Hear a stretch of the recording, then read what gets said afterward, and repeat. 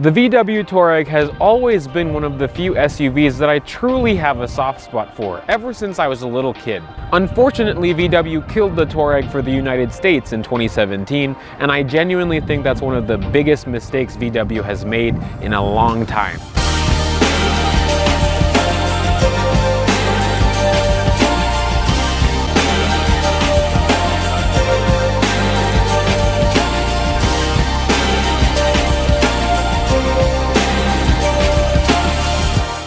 The VW Touareg was made for the United States from 2003 to 2017. Unfortunately, VW killed off the Touareg because of dwindling sales, and even worse, as a replacement for the Touareg, we got the Atlas and Atlas Cross Sport, which is a lot cheaper and less refined. The Touareg was VW's very first SUV. It competed with the likes of the Volvo XC90, Land Rover Discovery, and the Mercedes-Benz ML. This was really at the time when luxury SUVs were just starting to blow up, and I would say the Lexus RX 300 and the Mercedes ML are the ones to blame for that in the late 90s. All Touaregs are built in VW's Bratislava plant in Slovakia, alongside the Audi Q7. As an interesting factoid, the Q7, Touareg, and Porsche Cayenne are built on the same platform. That's what makes these feel so premium. The Cayenne was individually built by Porsche, separate from the Touareg and the Q7.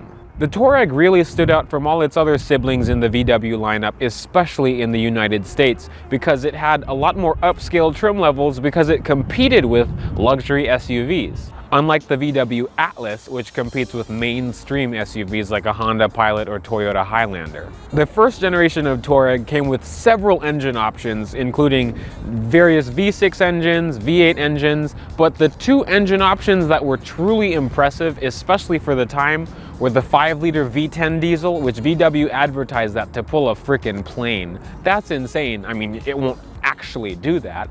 And then VW also produced a W12 Touareg. 0 to 60 for the W12 was just under 6 seconds. In 2008, VW heavily refreshed the Touareg and renamed it to be the Touareg 2, like this. They changed so many parts from the old Touareg that you could almost consider it a new generation, but it's still not. They also added a few technology advancements like adaptive cruise control, a blind spot monitor, and a new advanced traction control system called ABS+.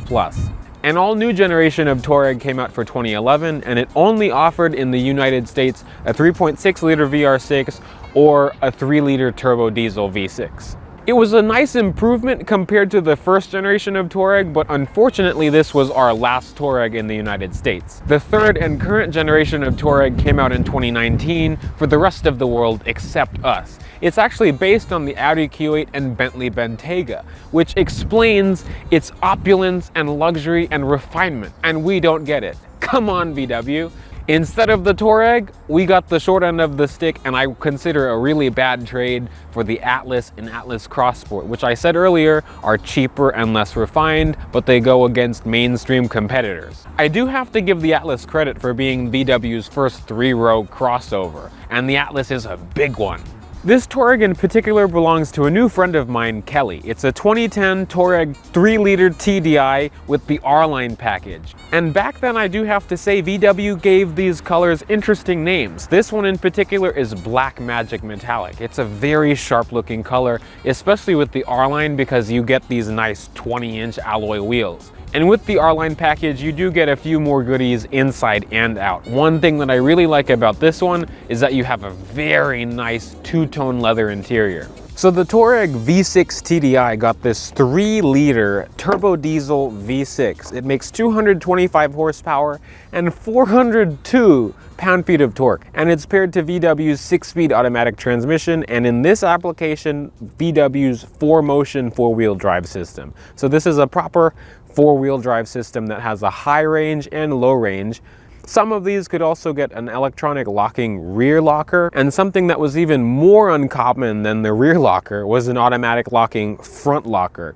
The guys at TfL actually did a series on the Touareg that had, I think, the front and rear locker. These things are very off-road capable. Some of these have an optional air suspension system. I think that was only available on the V8 models. These Touaregs, because of their 4-wheel drive system, have Land Rover off-road capability. in a VW body with VW quality, except, you know, reliability is iffy on these things.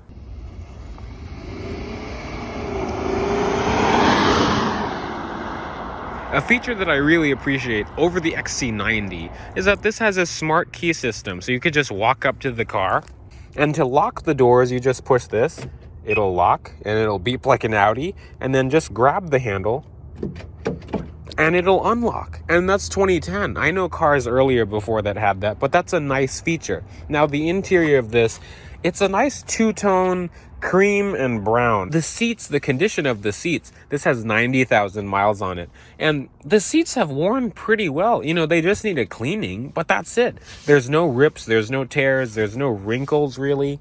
The door panel over here, everything has a nice feeling of quality. The leather still feels soft on the armrest. All 4 windows are automatic.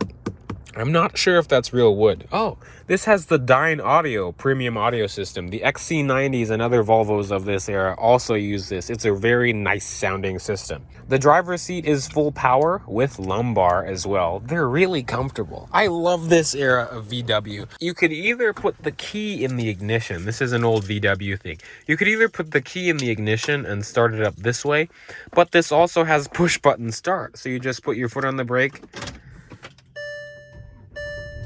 and it starts up. And the diesel engine in this is actually really quiet.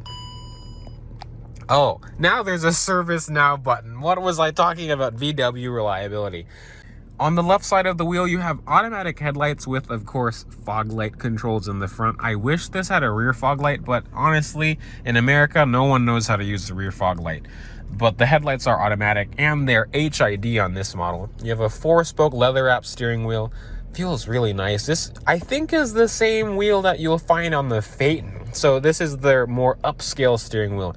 Cruise control settings on this side, audio and multi-information display settings on, well, buttons on this side. Of course, since this is a diesel, it redlines at 4,500 RPM, but I like old VW gauges. They're very clear and concise and just easy to read.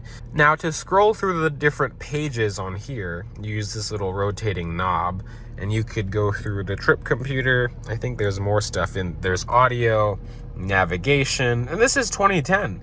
Settings, and then more of the trip computer stuff. But look at the range.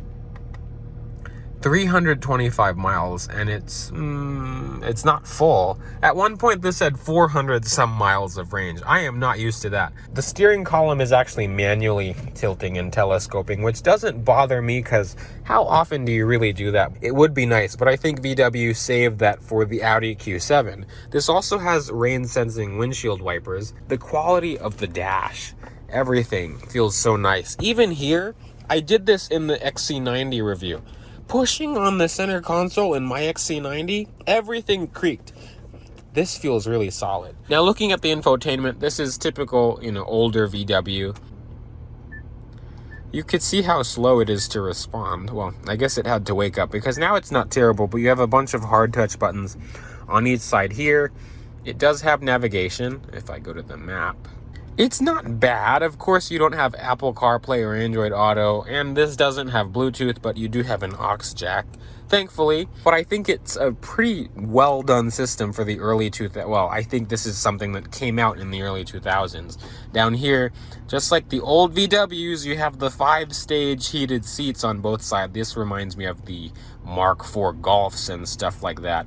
Now down here you have dual zone climate control. Now of course I would expect dual zone climate control, but I do find it interesting that the driver and passenger on, you know, both sides can control their fan speed. It's not individual. At first I thought it was an individual setting, but it's nice that you don't have to reach all the way over. But of course, driver temperature, passenger temperature, all the buttons feel real nice. Now this has the 6-speed automatic transmission with a sequential shift mode and a sport mode, and also it has a backup camera, which is pretty decent quality as well. There's guidance lines that actually steer with the wheel too. That's impressive for 2010 because the XC90 could also get a backup camera, but it was just a kind of, you know, crummy backup camera. This one, the quality isn't amazing, but for 2010, it's not that bad. Now, this is actually where you control your four-wheel drive. So right now it's in high range, and then if you put it in neutral, you could go into 4 low, and then you can also lock the center diff, which that kind of confuses me, but you could see here, center diff locked in low range in off-road mode, so it puts it in a special traction control mode. The center armrest is also pretty soft. This car is so comfortable, and it's 2 tiers it seems, so you could open this, and then there's this, and then open that, and then there's that. So, you know, 2 levels. You also have a clock, the date, and a compass up here, which I like that it's up here, because sometimes, you know, let's say you're driving and then you're like, oh, what's the date? It's up there. But I don't know what these buttons do. They don't seem to be doing anything right now. And I actually like this interior a lot more than the XC90's interior, because the XC90, that interior feels like a van or a car, like a minivan. The dash is swooping. This is a lot more truck-like and rugged. This is something up to my speed. Up here is actually where the parking sonar will light up, and if you're closer to the object, it'll light up all, you know, all the way. But if you're fine, there's green up here. The rear seat of the Touareg keeps the same level of quality as the front. So the armrests and everything is nice soft touch. The rear windows are automatic. You still have that very nice two-tone color. I like this a lot more than black and white. The cream and brown is so nice for this. These rear seats do fold pretty handily, just like other SUVs of the time. They fold flat like this. And getting into the rear seat, they're so soft. Step-in height is great as well. And you kind of have stadium seating. Now, the driver's seat is in my position, and I'm 5'9". Oh, there's lights in the rear footwells too. That's cool. But I can fit my feet under the seat comfortably. I have inches of legroom. Headroom, also pretty good. The headliner is actually sagging on this one, but I'm very comfortable. Now, some key features about the back: you have air vents here, air vents here. This one doesn't have the rear climate control, but I believe some models do. This is supposed to be some sort of storage over here with a little power outlet. Some of these could get heated rear seats, which the toggles would be over here. This is the area of VW that I really love. And then the armrest over here, nice and soft and comfortable. And if you push, it's supposed to just push. There's 2 cup holders that are supposed to come out here, but I don't want to break anything. Another interesting thing that this had over the XC90, the only reason why I'm comparing this and the XC90 so often is just because I had the XC90, so I could tell you all my experience. You can lift the rear window, which is something nice. The XC90 had a split tailgate, this doesn't, but I love that you can open the rear window individually, so you don't have to always open the tailgate. Something that we've just discovered is that, yes, this is a power tailgate, but it is height adjustable, which is something I didn't expect from a car from this vintage. So you just hold the button, just like new cars, and then, you know, choose your own height. But there's plenty of space back here. Clearly, the space is used up. There's power outlets back here. There's a first aid kit. Power outlets way back there. Like I said, the rear seat folds. It's a 60-40 split, and you have this nice tonneau cover. Okay, so my experience of a diesel Touareg. I've driven this before already, but I didn't want to completely spoil my impressions. All the dings and beeps. Well, the service light came on while I was filming. Service now. But I did want to talk about some impressions. Well, first impressions. I've driven my XC90, clearly. Oh, I don't have it anymore. But this feels so much more solid. The first few seconds of driving this, I immediately felt that. The XC90, the suspension, at least mine, might have been a little bit, you know, clapped or tired. But the suspension in this, the steering in this, everything feels, I don't want to say truck-like, but more durable and rugged and everything. And the diesel in this is very quiet, very different from the other VW diesels that I've driven. We'll get on it. Woo! Now, this, I said it has 225 horsepower, but 402 pound-feet of torque. And you really feel it, but my expectations for the power on this car were actually different than what I am actually experiencing. I'll put it in sport. And this actually feels faster when you're not fully throttled. That's half throttle. There is some hesitation. Oh, you feel that? There is some hesitation, but in drive, just driving it normally, it's quiet, it's smooth, it's very Audi-like. Oh, Audi of this era. I'm actually thoroughly impressed. And the power is smooth power. They did a good job with this. I can't imagine what the V10 diesel is like in this. So comparing this to the Atlas, yes, this is 10 years older, but I would still compare this to the Atlas, just on why VW should still be making the Touareg, at least in the US. I mean, I know they make it everywhere else. The Atlas, the engine, even the 2-liter and the VR6, they don't feel as refined as this V6 diesel. And the ride quality isn't as good. They don't handle as well. But of course, it's a more mainstream thing. But I still think VW could have been in that slightly more upscale market, compete with the Grand Cherokee, because Jeep's really been improving that.